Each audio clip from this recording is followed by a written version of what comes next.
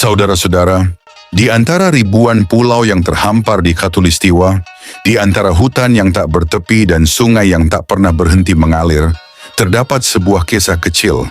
Kisah tentang kehilangan, persahabatan, dan tentang bagaimana tanah dan air menyatukan sebuah bangsa. Hari ini kita akan menyusuri pedalaman Kalimantan. Bukan sekadar melihat alamnya, tetapi menyelami denyut kehidupan yang pernah direkam puluhan tahun lalu ketika Borneo masih berupa hutan lebat dan sungai adalah jalan raya satu-satunya. Mari kita mulai perjalanan ini. Sebuah bangsa berpenduduk lebih dari 90 juta jiwa yang tersebar di 3.000 pulau kepulauan Indonesia tidak pernah memandang air sebagai pemisah. Bagi mereka, laut bukanlah jurang yang membelah, melainkan jaringan penghubung, sebuah anyaman yang menyatukan. Airlah yang mengikat dalam satu kesatuan geografis dan cita-cita tanah air bangsa Indonesia. Karena itu orang Indonesia tidak pernah mengatakan tanah kami. Mereka selalu berkata tanah dan air kami. Terakhir kali kita bertemu di Gelada kapal Indonesia Murni 1 yang berlayar dari Pulau Jawa menuju Borneo. Kini kita bertemu kembali di atas kapal motor Palangkaraya yang membawa kami hampir 200 km menyusuri anak sungai Barito, jauh ke pedalaman Kalimantan. Perjalanan ini bukan tanpa kesulitan. Kami menghadapi kelelahan, rintangan, dan pengorbanan. Namun semua itu terbayar oleh harapan, menyuguhkan kepada Anda potret kehidupan yang jarang tersentuh kamera. Kehidupan di jantung hutan Borneo. Rombongan kami hampir sama seperti sebelumnya. Roberto Gallo, teknisi suara kami. Nuri, sekretaris produksi yang setia sejak dari Jawa. Sang direktur produksi dengan gitar tuanya. Kameramen kami beserta asistennya. Dan Paolo Cavara, rekan kerja saya. Namun kali ini, ada satu anggota baru. Seekor orangutan tua dan murung yang kami temukan di rimba. Ia diusir dari kelompoknya karena terlalu tua. Hukum rimba memang tak mengenal belas kasihan. Jika ia bertahan hidup, kami berniat membawanya ke Italia.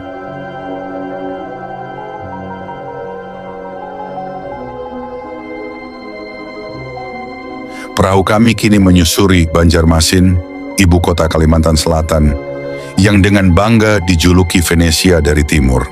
Rumah-rumahnya berdiri di atas tiang pancang, memantul di permukaan air yang tenang. Di sini air bukan sekadar unsur alam, air adalah kehidupan. Borneo pada hakikatnya adalah hutan lebat yang nyaris tak tertembus. Hanya sungai-sungainya yang membuka jalan. Perahu atau sampan menjadi satu-satunya alat transportasi. Banyak penduduknya disebut orang laut, manusia yang hidup di atas air, menjadikan sampan sebagai rumah. Namun pemandangan ini tidak selalu ceria. Desa-desa kecil yang terpencar di tengah hutan terasa sunyi. Panas dan lembab menyelimuti jiwa, menghadirkan kesan muram.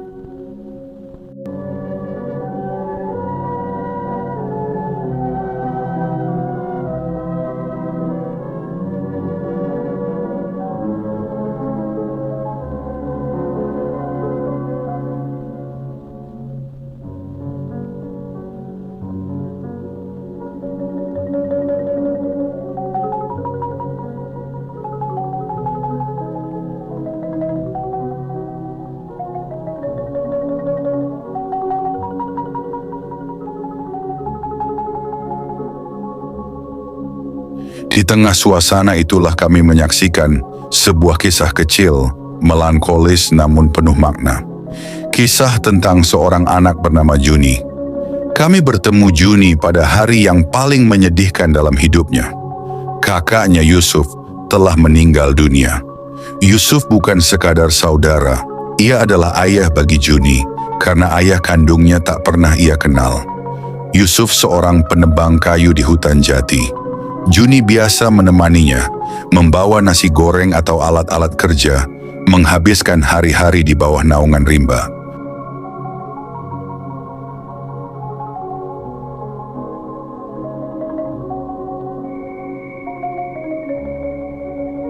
Kini Yusuf tiada. Prosesi pemakaman bergerak menuju pulau kecil di tengah sungai, Pulau Orang Mati. Hanya beberapa kerabat dan seorang pemuka agama yang mengiringi. Juni tidak diikut sertakan. Bukan karena dikasihani, melainkan karena di sini seorang anak dianggap belum layak menyentuh kesakralan kematian. Namun larangan itu tidak mampu memadamkan rasa ingin tahunya. Dari balik rumah, Juni diam-diam mengamati ketika usungan jenazah mulai bergerak menjauh. Ia menunggu hingga orang-orang tak lagi memperhatikannya, lalu berlari kecil menyelinap di sela-sela pohon kelapa. Nafasnya tersengal, langkahnya cepat, seolah takut kehilangan pandangan terakhir terhadap kakaknya. Ia tiba di tepi sungai tepat ketika iringan perahu mulai menjauh. Tanpa berpikir panjang, Juni menaiki sebuah perahu kecil dan mengayuh perlahan, menjaga jarak agar tidak terlihat. Dayungnya membelah air dengan hati-hati, bukan untuk mendekat, melainkan sekadar agar ia tidak benar-benar tertinggal. Dari kejauhan, ia hanya bisa melihat bayangan usungan yang semakin kecil, bergerak menuju pulau sunyi itu. Sesekali ia berhenti mengayuh, bersembunyi di balik rimbun semak di tepi sungai ketika khawatir ada yang menoleh ke arahnya. Di balik dedaunan, dengan dada berdebar dan mata yang tak berkedip, Juni menyaksikan perjalanan terakhir kakaknya. Diam-diam, sendirian, seolah menjadi saksi yang tak diakui dalam kisah perpisahan itu. Dan disitulah, di antara suara air dan desir angin, seorang anak kecil belajar memahami arti kehilangan untuk pertama kalinya. Sementara itu, jenazah kakaknya telah tiba di tempat peristirahatan terakhir. Perahu-perahu merapat perlahan di tepian pulau kecil itu, dan para pengiring turun dengan langkah hati-hati, seakan tak ingin mengusik ketenangan yang sudah lama bersemayam di sana. Dari kejauhan, Juni hanya melihat siluet-siluet manusia bergerak pelan. Ia tidak dapat mendengar doa yang dibacakan, namun ia tahu saat itu perpisahan sedang berlangsung. Tanah dibuka, kata-kata terakhir diucapkan, dan hidup yang pernah begitu dekat dengannya perlahan diserahkan kembali kepada bumi. Di balik semak, Juni tak kuasa menahan air mata. Butir-butirnya jatuh perlahan, menetes ke rerumputan liar di bawah lututnya. Ia mencoba menahan suara isaknya, menutup mulut dengan kedua tangan, seolah takut tangis kecilnya akan terdengar sampai ke pulau itu. Angin sungai berhembus lembut, membawa aroma tanah basah dan daun-daun yang tua. Bagi Juni, dunia terasa berjalan sangat lambat. Ia tidak benar-benar memahami makna kematian, tetapi ia merasakan kekosongan yang aneh. Ruang sunyi yang tiba-tiba muncul di dalam dirinya. Dari balik dedaunan, matanya mengikuti setiap gerak yang samar. Ketika para pengiring mulai berdiri tegak dan langkah mereka berangsur menjauh dari pusara, Juni sadar bahwa segalanya telah selesai. Di timur, kematian diterima dengan kepasrahan yang bagi kita sulit dipahami. Ratapan yang terdengar bukanlah tangisan, melainkan doa kepada Allah yang Maha Pengasih. Tak lama lagi, rombongan akan meninggalkan makam itu. Kenangan tentang Yusuf akan hanyut seperti pasir yang terseret arus sungai. Namun Yusuf masih memiliki satu persembahan terakhir. Air mata Juni. Ia menangis hingga lelah, hingga akhirnya tertidur dalam sunyi.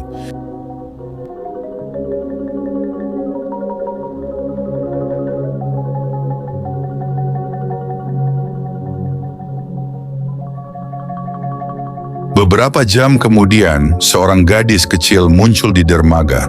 Namanya Endang. Dengan topi lebar berbentuk pagoda, ia tampak akrab dengan pulau kecil itu. Bahkan monyet-monyet liar seakan mengenalnya.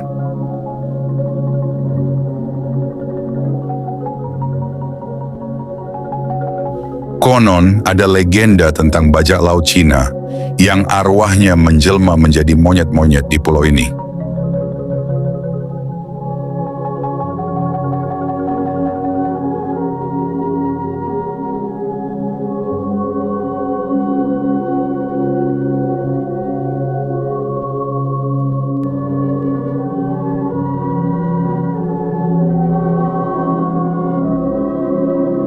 Naluri pertama Juni adalah lari.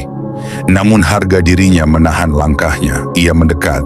Ia mengira akan dimarahi. Ternyata yang ia temukan adalah suara lembut dan kata-kata penuh pengertian.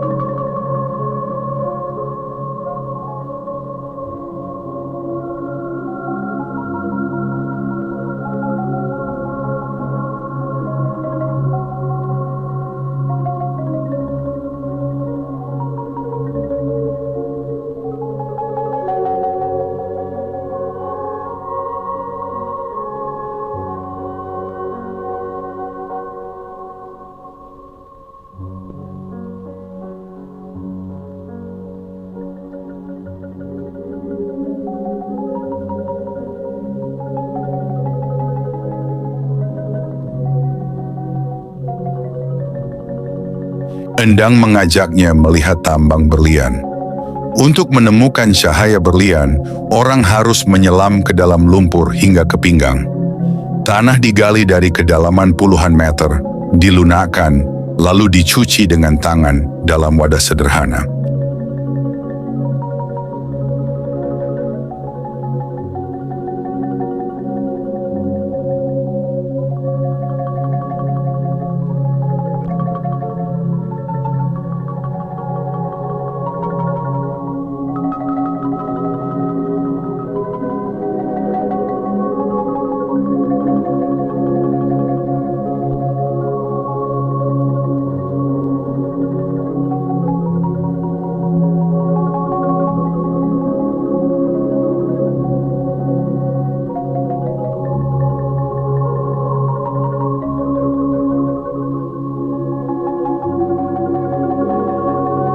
Cara yang tampak primitif namun efektif. Dari tanah berlumpur itu pernah ditemukan berlian biru, merah, bahkan mungkin hitam seperti dalam kisah-kisah petualangan.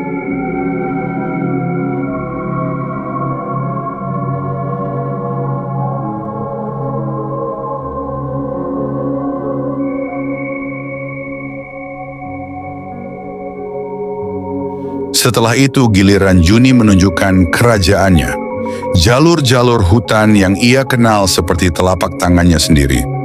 Penebangan pohon di Borneo bukanlah tragedi yang sunyi, melainkan permainan besar yang keras dan menggairahkan. Namun bagi penghuni hutan, itu adalah ancaman. Saya teringat sebuah pantun Indonesia. Duka mengalir di masa kanak-kanak seperti air di atas daun teratai, dan memang kebersamaan hari itu perlahan mengeringkan air mata Juni. Pulau Kalimantan, tahun 1960. Di tengah jalur penebangan hutan yang perlahan membelah rimba, suara mesin dan rantai besi bersahutan dengan suara alam yang terus bertahan. Burung-burung beterbangan gelisah di atas kanopi yang terbuka, sementara teriakan monyet terdengar nyaring dari kejauhan, seolah memprotes perubahan yang datang terlalu cepat. Di atas kendaraan kerja yang bergerak pelan, para pekerja dan penduduk menyaksikan hutan yang selama berabad-abad berdiri mulai berubah wajah. Pohon-pohon raksasa rebah satu persatu, membuka jalan bagi dunia baru yang sedang dibangun, namun juga meninggalkan jejak sunyi yang sulit dilupakan. Inilah potret Kalimantan pada masa transisi, ketika rimba, manusia dan mesin bertemu dalam satu ruang waktu. Sebuah momen yang terekam kamera memperlihatkan bagaimana alam dan peradaban saling berhadapan di bawah langit tropis Borneo. Asap tipis mengepul di antara batang-batang pohon yang menjulang. Di tengah hutan Kalimantan tahun 1960, sebuah kereta lori bergerak perlahan di atas rel sempit yang membelah rimba. Roda besi berderit, rantai bergetar, dan suara mesin bercampur dengan dengung serangga, serta bisik angin dari pucuk-pucuk pohon. Di antara para pekerja yang berdiri di atas gerbong kayu, dua sosok kecil ikut dalam perjalanan itu, Juni dan Endang. Mereka duduk berdekatan di tepi lori, memandang hutan dengan mata penuh rasa ingin tahu. Bagi para pekerja, perjalanan ini adalah rutinitas kerja. Namun bagi dua anak itu, setiap tikungan rel menghadirkan dunia baru yang belum pernah mereka lihat sebelumnya. Kereta penerbangan kayu itu berjalan perlahan, membawa manusia semakin jauh ke dalam belantara. Relnya sederhana, seringkali dipasang sementara, mengikuti arah penerbangan yang terus bergerak. Di kiri dan kanan jalur, batang-batang raksasa tumbang berbaring diam, saksi bisu dari perubahan yang sedang berlangsung. Ketika lori akhirnya berhenti dan suara mesin perlahan menghilang, Juni dan Endang turun dengan langkah pasti. Ia melewati sebuah titian kayu. Udara hutan terasa lebih sunyi, hanya menyisakan bunyi serangga dan dedaunan yang bergesekan pelan. Mereka melangkah hati-hati di tanah lembab, masih memandang rel besi yang seolah lenyap ke dalam rimba. Namun belum jauh mereka berjalan, suara lain tiba-tiba memecah keheningan. Bunyi jenderang bertalu datang dari balik pepohonan. Irama itu keras, berulang, seakan memanggil siapapun yang mendengarnya. Juni berhenti sejenak, menatap Endang. Keduanya saling berpandangan, antara penasaran dan sedikit takut. Semakin dekat mereka melangkah, semakin jelas suara itu, diikuti teriakan ritmis dan hentakan kaki yang menggema di tanah. Di sebuah tanah lapang, sekelompok lelaki suku Dayak tengah menggelar tarian perang. Tubuh mereka dihias, gerakan mereka tegas dan penuh tenaga, tombak dan perisai bergerak mengikuti irama, jenderang yang tak pernah berhenti. Setelah menyaksikan tarian perang yang memukau itu, Juni dan Endang segera meninggalkan tempat persembunyian mereka. Dengan langkah cepat mereka menyusuri semak-semak, khawatir ada yang melihat sejak tadi mereka mengintip. Pagelaran tarian perang yang disaksikan Juni dan Endang itu ternyata bukan sekadar pertunjukan biasa. Tarian tersebut diselenggarakan oleh Bakeda, Badan Kesenian dan Kebudayaan Dayak, sebuah lembaga budaya yang berupaya menjaga dan memperkenalkan kesenian tradisional Dayak. Di tengah perubahan besar yang sedang terjadi di hutan Kalimantan, irama genderang dan gerak para penari menjadi pengingat bahwa warisan leluhur masih hidup dan terus dijaga. Dahulu mereka dikenal sebagai pemburu kepala. Kini legenda itu tinggal dalam tarian. Mereka tak lagi meminum darah musuh, cukup minum soda setelah pertunjukan dan pulang dengan sepeda. Sementara itu, Juni dan Endang telah meninggalkan keramaian pagelaran dan berjalan hingga tiba di tepi sungai. Mereka berhenti sejenak di sebuah jembatan kayu yang membentang di atas aliran air yang tenang. Ketakutan berubah menjadi kegembiraan ketika lomba kano dimulai. Para pendayung, anak-anak sejati hutan dan sungai, melesat menuju laut. Juni dan Endang berlari di tepi sungai, terbawa irama teriakan dan gemuruh air. Di negeri yang dijuluki Kota Seribu Sungai, denyut kehidupan masyarakat sejak dahulu tidak pernah jauh dari arus air. Di atas sungai-sungai inilah lahir sebuah tradisi yang terus hidup hingga kini. Lomba Dayung Jukung, warisan budaya masyarakat Banjar yang telah mengakar kuat sejak awal abad ke-20. Catatan menunjukkan bahwa perlombaan ini telah berlangsung setidaknya sejak tahun 1924,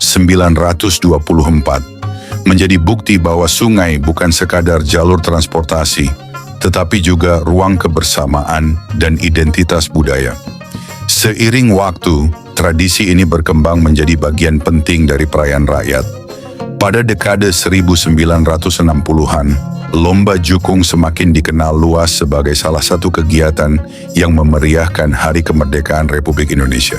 Ketika semangat kemerdekaan bergema di tepian sungai, perahu-perahu kayu meluncur cepat, diiringi sorak warga yang memenuhi bantaran.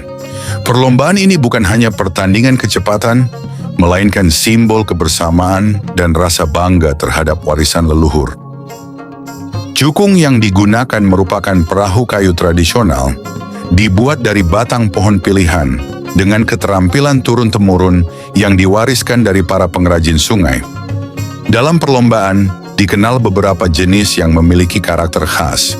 Ada jukung tambangan yang kokoh, biasanya terbuat dari kayu ulin, kayu besi yang terkenal kuat dan tahan air, serta jukung baanam, perahu yang diisi 6 pendayung yang harus menjaga ritme dan kekompakan agar mampu melaju stabil di atas arus. Setiap hentakan dayung bukan hanya mengandalkan tenaga, tetapi juga keselarasan gerak yang menyatukan tim. Arena paling ikonik dari tradisi ini adalah Sungai Martapura, terutama di kawasan Siring Menara Pandang. Di tempat ini, lomba jukung berubah menjadi pesta rakyat.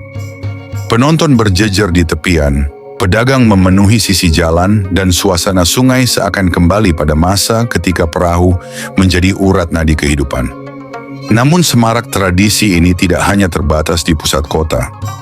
Berbagai daerah pesisir sungai lainnya juga rutin mengadakan perlombaan serupa, menjadikannya budaya kolektif seluruh masyarakat Banjar. Lebih dari sekadar lomba, kegiatan ini memiliki tujuan yang dalam.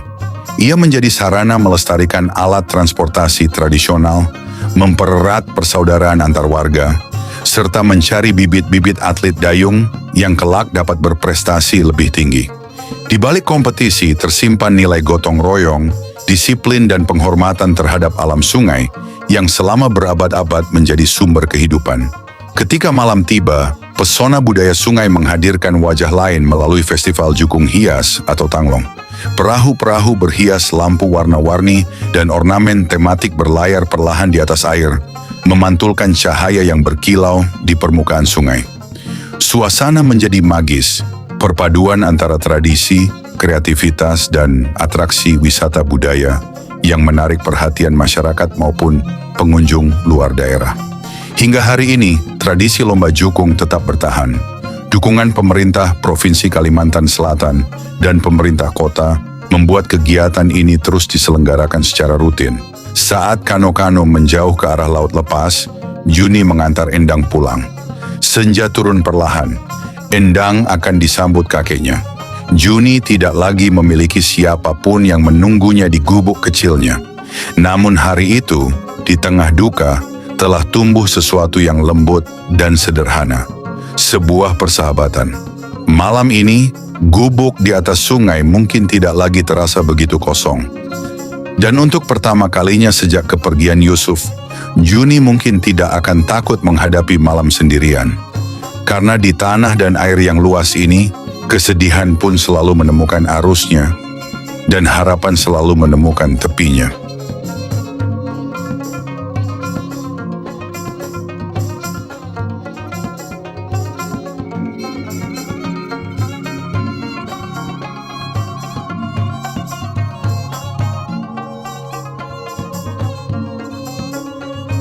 Saudara-saudara, di sebuah gubuk kecil di atas sungai, seorang anak belajar menerima kehilangan.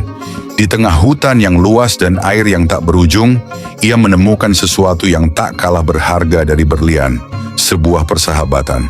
Borneo mengajarkan kita bahwa kehidupan selalu mengalir, seperti sungai Barito yang tak pernah berhenti menuju laut. Kesedihan datang dan pergi, tetapi manusia selalu menemukan jalan untuk bertahan. Dan mungkin itulah makna terdalam dari tanah dan air kita. Bukan sekadar wilayah, melainkan ruang tempat kenangan, duka dan harapan saling bertaut.